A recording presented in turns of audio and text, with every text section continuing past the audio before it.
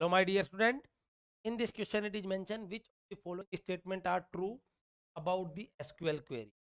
Of statement number P, a SQL query can contain having clause even if does not having a group by clause. And statement number Q, a SQL query can contain having clause only if has it has a group by clause. Statement C, all attribute used in group by clause, all attribute used in group by clause must appear in the select clause. D is saying not all attribute used in group by clause need to be appear in select clause. Option A P and R, B is saying P and S, C is Q and R and D is Q and S. My dear student, statement number 1 क्या कहना चाहता है आपको? Statement number P is saying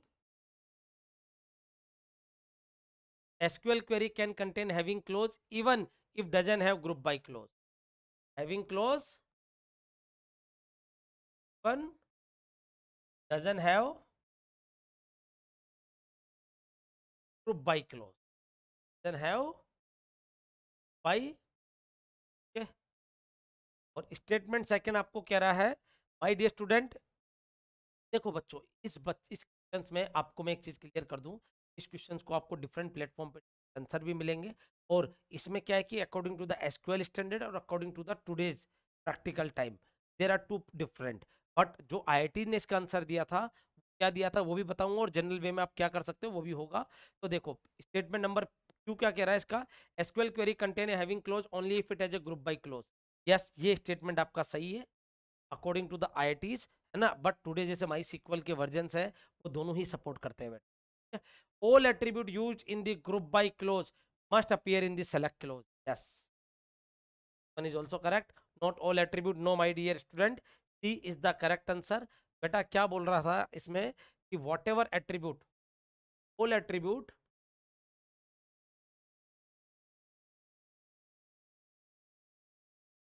in the group by clause, ये तो आपको rule भी पता है, in the group by clause must select in select clause. All attribute used in group by clause must appear या must select या present in select clause, in select clause। ये rule आपको पता ही है बच्चों, इस कारण ये आपका सही है। अब सुने, अब बात होती है बेटा कि सर पी और इसमें क्या दिक्कत है, कई जगह हमारे को पी भी सही मिला हुआ है सर, कई जगह हमारे को पी भी सही मिला हुआ है, कई जगह हमारे को एस भी सही मिला हुआ है। According to the IIT what is the correct answer here, C is the correct answer. But my dear student, अगर एसक्यूएल क्वेरी में ग्रुप बाय क्लोज नहीं है और अपन हैविंग क्लोज यूज कर रहे हैं, SQL query can contain having clause ना, contain having clause even it doesn't have in a group by clause. तो व्हाट हैपन बेटा, उस केस में क्या होगा, हैविंग क्लोज जो होगा वो हर टपल पे लगेगा। अदरवाइज आपको पता है हैविंग क्लोज किस पे अप्लाई होता है, having close apply the condition on every group, having close having apply the condition on each group. लेकिन अगर अगर ग्रुप बाय क्लोज नहीं है, अगर ग्रुप बाय क्लोज नहीं है तो पूरी की पूरी टेबल पे अप्लाई होगा और ग्रुपिंग एक एक टपल की करता रहेगा। या इनडायरेक्टली आप डायरेक्टली आप बोल सकते हो, अगर ग्रुप बाय क्लोज नहीं है तो हैविंग आपका किस पे अप्लाई होगा, टपल्स पे अप्लाई होगा। Are getting my point. But वो टुडेस टाइम के जो डेटाबेस स्टैंडर्ड्स हैं, माई सीक्वल के वर्जन्स हैं, उनके बारे में भी बात है। तो अकॉर्डिंग टू द आईआईटी जो आंसर की में गिवन था और जो according to the standard textbook के अकॉर्डिंग, अभी के प्लेटफॉर्म के अकॉर्डिंग की बात नहीं कर रहा, तो आपके क्यू एंड आर यानी सी इज द करेक्ट आंसर।